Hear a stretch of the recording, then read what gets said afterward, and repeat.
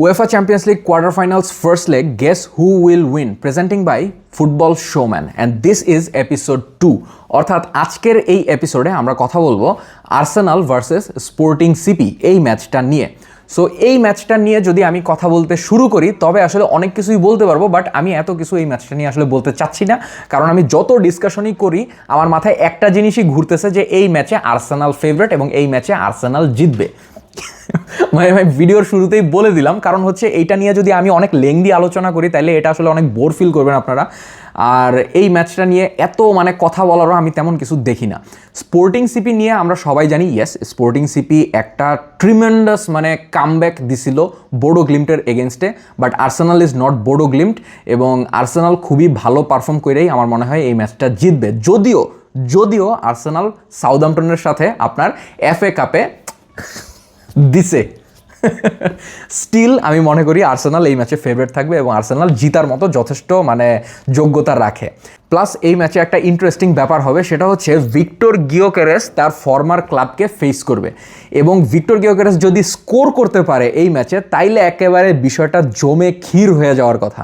স্পোর্টিংয়ের angle থেকে যদি আমি চিন্তা করি তাইলে আপনার বলতে হবে স্পোর্টিং কিন্তু বোডো গ্লিম্টের সাথে যেরকম একটা পারফর্ম করে জিতছিল এবং ওই ম্যাচে একটা প্লেয়ার ছিল আমার যতদূর মনে পড়ে ম্যাক্সিমিলিয়ানো আরাউহো নামের, যে আপনার লেফট উইং ব্যাক থেকে বারবারই ঢুকতেছিল।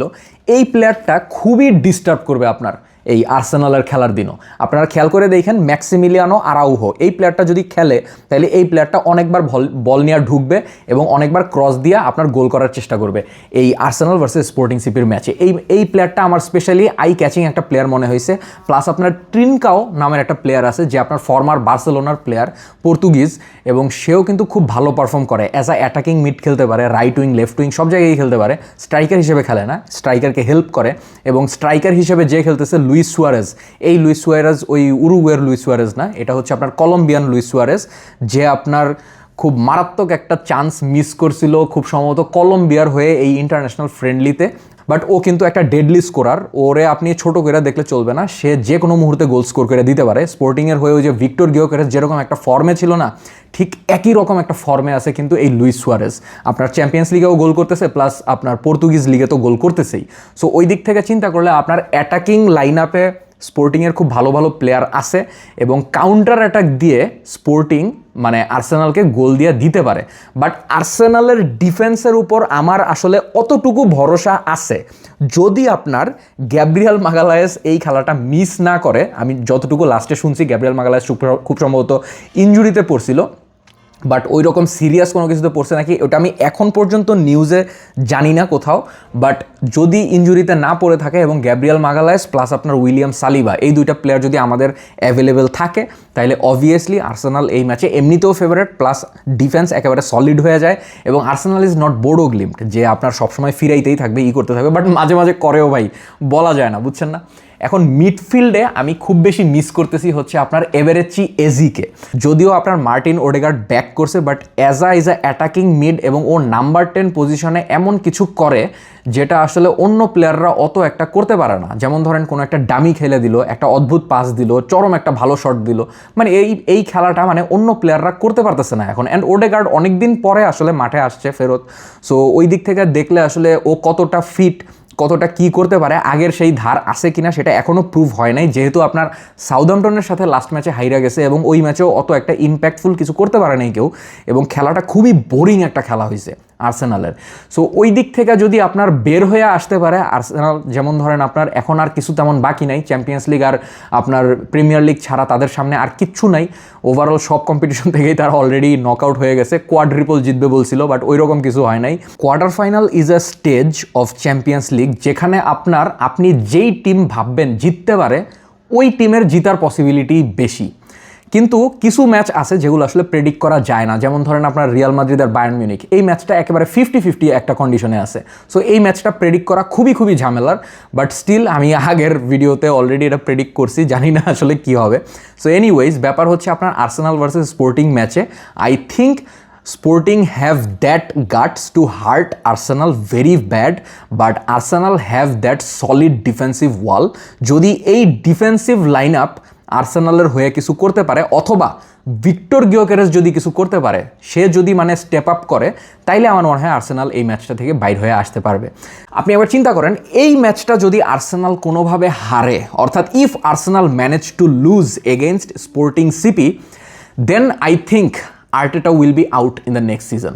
সো এই খেলাটা আসলে খুবই ইম্পর্ট্যান্ট আর্সেনালের জন্য, যদিও আর্সেনালের ম্যানেজমেন্ট অনেক ধৈর্য দেখাচ্ছে আর্টেটাকে নিয়ে, এবং আর্টেটা অবভিয়াসলি আপনার প্রত্যেকবার টাইটেল রেসে আছে আর্সেনাল, তাই না?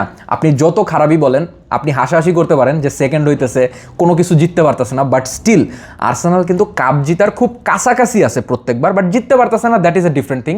লাক ফেভার করতেছে না, বা লাস্ট মোমেন্টে যে দুর্বল হয়ে যেতেছে, এরকম কিছু একটা হইতেছে, বাট স্টিল আমি বলবো আপনার আর্সেনাল কম্পিটিশনে আছে, এবং আর্সেনালের ওই ক্যালিবারের প্লেয়ার আছে যারা আপনার বড় ম্যাচে পারফর্ম করতে পারে। যেমন ধরেন আপনার ডেকলেন রাইস একলাই রিয়াল মাদ্রিদকে হারাই দিয়েছিল 2টা ফ্রি কিক দিয়া। সো ওই রকম কোনো মানে বড় ধরনের কিছু মানে এই ম্যাচে আমি আশা করতেছি না, কারণ sporting CP is a very good team, but not as big as Real Madrid, Barca, আপনার এই সিটি অর বায়ার্ন, এরকম বড় টিম না। সো ওই দিক থেকে চিন্তা করলে আর্সেনালের অবভিয়াসলি এই ম্যাচটা জিতা উচিত, এবং আমার মনে হয় আর্সেনাল এই ম্যাচটা জিতবে, এবং স্কোর লাইন হইতে পারে আপনার 3-1 এরকম কিছু একটা, অথবা 3-0 এরকম কিছু একটা হইতে পারে। তবে যদি কেপা আর্সেনালের গোলকিপার হিসেবে খেলে, ডেভিড রায়া যদি না থাকে, তাইলে আপনার যত সলিড ডিফেন্সই থাকুক, আর্সেনাল দেখবেন গোল খেয়ে গেছে।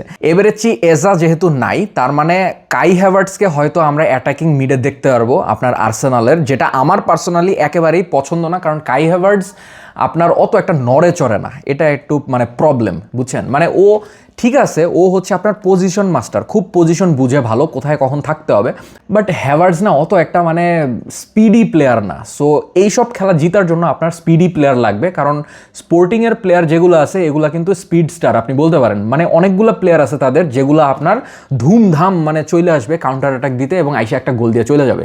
স্পোর্টিং একটা ভালনারেবল টিম, যাদেরকে আপনি এক্সপ্লয়েট করতে পারবেন তাদের ডিফেন্সে। সো ওই দিক থেকে চিন্তা করলে আপনার আর্সেনালের অ্যাটাকাররা, স্পেশালি আপনার আমি চোখ রাখবো হচ্ছে মার্টিনেল্লির দিকে। যদি মার্টিনেল্লি খেলে এই ম্যাচে, তাহলে মার্টিনেল্লি উইল স্কোর, আমার এটা মনে হইতেছে এখন। এবং গিওকেরেস এখন যেই ফর্মে আছে, ওই দিক থেকে চিন্তা করলে গিওকেরেসও এই ম্যাচে স্কোর করতে পারে। সো ওভারঅল আমার প্রেডিকশন হচ্ছে এই ম্যাচে আর্সেনাল জিতবে, লাইক আপনার 3-0 অর আপনার 3-1 এরকম কোনো একটা স্কোর লাইন হইতে পারে। But I could be totally wrong, anything can happen in football, এটা সবসময় মাথায় রাখেন।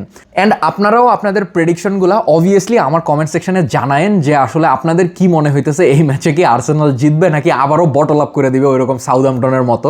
সো এরকম কিছু হইতে পারে, যেহেতু অলরেডি বটল আপের মানে র্যালি চলতেছে, আর্সেনালের বটল আপ করে দেওয়াটা খুব আশ্চর্যের বিষয় না, but it would be very very shameful for Arsenal যে আপনি যদি স্পোর্টিংয়ের সাথে এই জায়গাটায় এসে হাইরা যান।